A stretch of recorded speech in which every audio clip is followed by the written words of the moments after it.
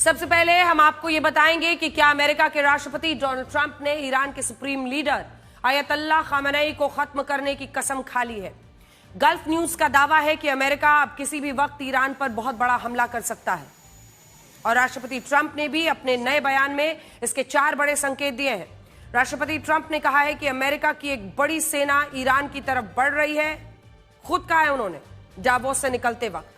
दूसरा, America Iran पर बहुत करीब से नजर रख रहा है। तीसरा, अमेरिका का एक बहुत बड़ा जंगी बेड़ा ईरान के पास पहुंचने वाला है। और चौथी बात उन्होंने ये कही है कि अगर ईरान के सुप्रीम लीडर अयतुल्लाह खामेनेई अपने विरोधियों को फांसी देना जारी रखते हैं तो ईरान पर इस बार इतना बड़ा हमला किया जाएगा कि इसके सामने पिछले साल हुआ हमला बहुत छोटा लगेगा। सुनिए। Where do things stand with Iran? The U.S. has got sizable military assets. You know, we have a lot of ships going that direction, just in case. We have a big flotilla. आप जानते हैं हमने एहतियात के तौर पर कई जहाज उस दिशा में भेजे हैं। एक बड़ा बेड़ा वहां जा रहा है। अब देखते हैं आगे क्या होता है। हमारी एक बड़ी सैन्य ताकत ईरान की तरफ बढ़ रही है। मैं नहीं चाहता कि कुछ भी बुरा हो, लेकिन हम उन पर बहुत नजदीकी से नजर रखे हुए हैं। मैंने गुरुवार को 837 लोगों को फांसी दिए जाने से रुकवा दिया। अगर ऐसा होता तो वो सब मर जाते। ये 1000 साल पुराने जमाने जैसी बात है। ये एक प्राचीन संस्कृति जैसा है। हालांकि लोग बहुत समझदार हैं। उन 837 लोगों में ज्यादातर युवा पुरुष थे जिन्हें गुरुवार को फांसी दी जानी थी।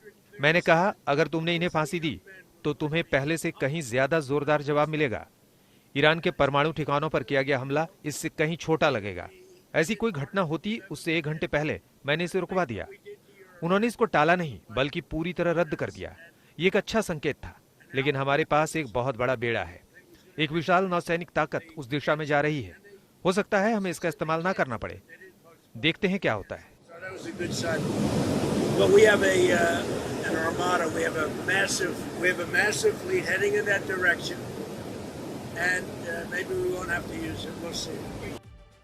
राष्ट्रपति ट्रंप की यह धमकी ऐसे वक्त में आई है जब ईरान में एक बार फिर से प्रदर्शनकारियों पर कार्रवाई का सिलसिला शुरू हो गया है। दावा है कि ईरान की सरकार ने कुल 867 प्रदर्शनकारियों को फिर से गिरफ्तार किया है जिन्हें फांसी देने की तैयारी की जा रही है। अमेरिका के एक बड़े न्यूज चैनल न्यूज नेशन ने अपनी रिपोर्ट में दावा किया है कि ईरान ने अमेरिका की सभी धमकियों को नजरअंदाज करते हुए एक प्रदर्शनकारी को, जिनकी तस्वीर हम आपको इस वक्त दिखा रहे हैं, न्यूज रिपोर्ट्स के मुताबिक एक प्रदर्शनकारी को 22 फरवरी को यानी बीते दिन फांसी पर लटका दिया और इस प्रदर्शनकारी का नाम था अली रहबर।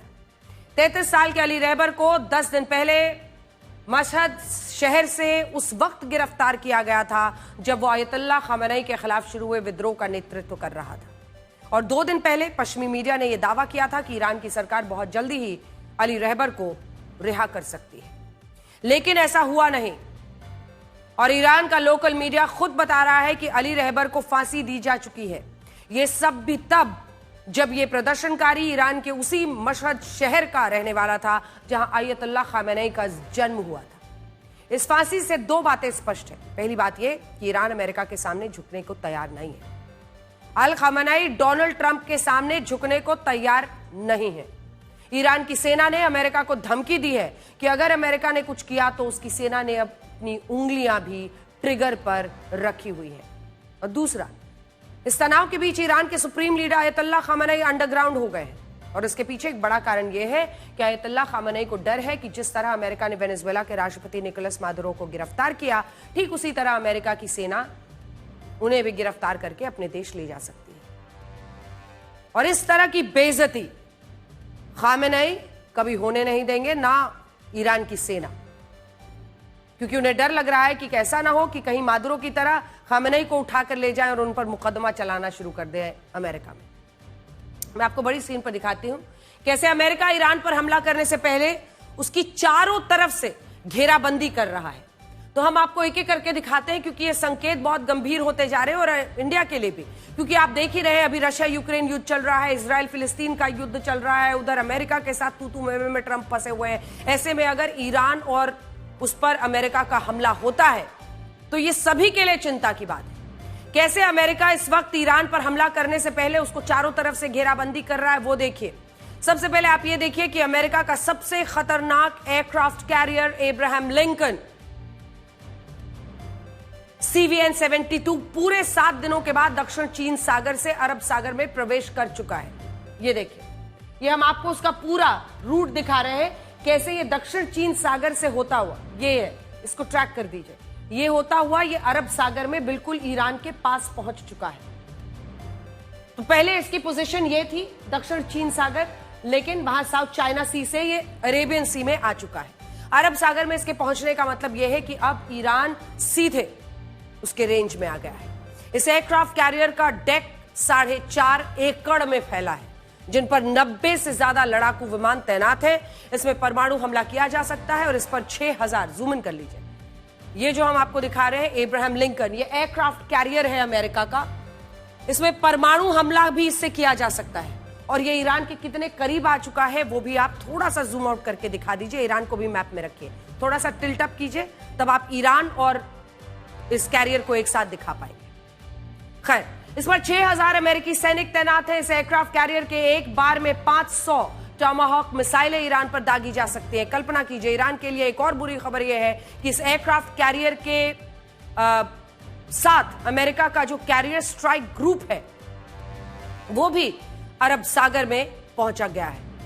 कैरियर स्ट्राइक ग्रुप एक पूरा नौसैनिक युद्ध समूह होता है जिसमें कई जहाज शामिल होते हैं। जैसे अभी अरब सागर में अगर aircraft carrier Abraham Lincoln CVN-72 के साथ कैरियर स्ट्राइक ग्रुप भी मौजूद है, तो इसका मतलब यह हुआ कि इस एयरक्राफ्ट कैरियर के साथ मिसाइल दागने वाले डिस्ट्रॉयर, क्रूजर्स, पनडुब्बियां, लॉजिस्टिक्स शिप्स, सब कुछ मौजूद है। इसके अलावा भूमध्य सागर में भी अमेरिका ने ईरान की घेराबंदी के लिए उस न्यूक्लियर एयरक्राफ्ट कैरियर को तैनात कर दिया है जिसे रूजवेल्ट CVN-71 कहते हैं।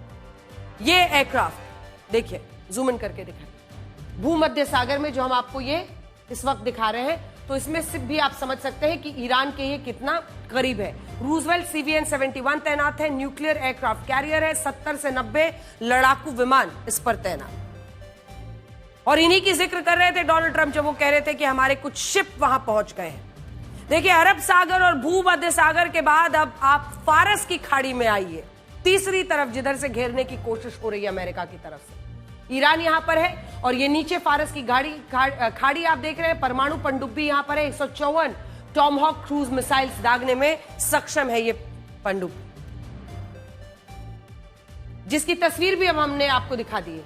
ये फारस की खाड़ी, ईरान के बिल्कुल नीचे जो ये जगह है वो आप देख रहे हैं। इधर अरब सागर में हमने आपको दिखा दिया कि एब्राहम लिंकन एयरक्राफ्ट कैरियर है, उधर हमने आपको दिखा दिया कि कैसे वहां पर तैनाती है। और ये बिल्कुल नीचे ईरान के जो फारस की खाड़ी है, पनडुब्बी को तैनात किया है जिसका नाम है जॉर्जिया SSGN-729। इस परमाणु पनडुब्बी से न सिर्फ ईरान की निगरानी की जा सकती है बल्कि जरूरत पड़ने पर इससे 154 टॉमाहॉक क्रूज मिसाइल्स को दागा जा सकता है। और ईरान की यह घेराबंदी यहीं खत्म नहीं होती। अगर आज अमेरिका ईरान पर हमला करने का फैसला करता है तो उसके पास कम से कम 1000 मिसाइलें होंगी, ईरान के आसपास 250 से ज्यादा लड़ाकू विमान होंगे, 13 से ज्यादा पनडुब्बियां होंगी, 7 युद्धपोत होंगे, 2 एयरक्राफ्ट कैरियर्स होंगे। इस तरह की तैयारी के साथ एक एक करके शुरुआत कीजिए, वहां से जूम इन कीजिए। 1000 मिसाइलें होना अमेरिका के पास, इसी के साथ साथ 250 से ज्यादा एयर फाइटर जेट्स उनके पास वहां पर, 13 से ज्यादा सबमरीन्स, पनडुब्बियां, युद्धपोत 7 युद्धपोत, यानी उन पर कितने सारे एयरक्राफ्ट कैरियर्स भी आप देखिए कितने हैं, 2, जिनसे ये तमाम जो फाइटर जेट्स उस पर पार्क थे और वो सब उड़ान भर सकते हैं।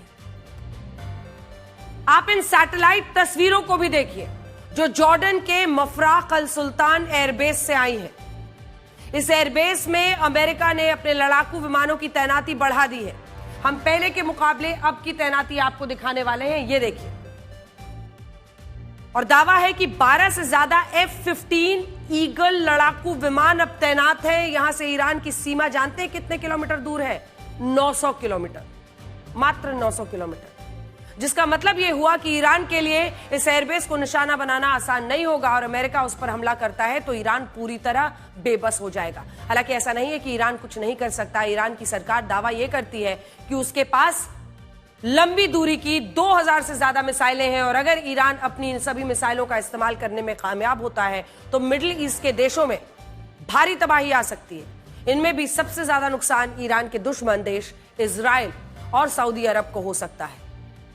जिसके कारण अमेरिका चाहकर भी अब तक ईरान पर हमला नहीं कर पाया है। क्योंकि ये सब तमाम देश देखिए, अगर ईरान यहां पर है तो ईरान के साथ साथ कौन कौन से देश, इराक, सीरिया, लेबनान, इजराइल को लेकर अमेरिका कोई भी रिस्क नहीं उठाएगा, ना उस उठाने की स्थिति में है।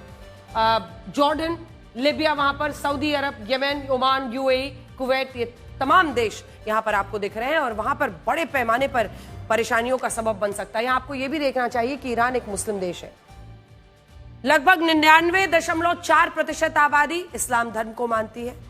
ईरान चारों तरफ से मुस्लिम देशों से ही घिरा भी है, लेकिन इसके बावजूद कोई भी मुस्लिम देश ईरान की मदद करने के लिए आज तैयार नहीं है। इराक, जो मैप अभी दिखा रहे थे वो दिखा दीजिए, एक बार मैप भी दिखा दीजिए। ये तमाम देश हम आपको दिखा रहे हैं, Iraq, Saudi Arabia, Qatar, Oman, Bahrain, Syria, Jordan, ज्यादातर मुस्लिम देश ईरान के साथ नहीं खड़े हैं। जानते हैं इसका कारण क्या है?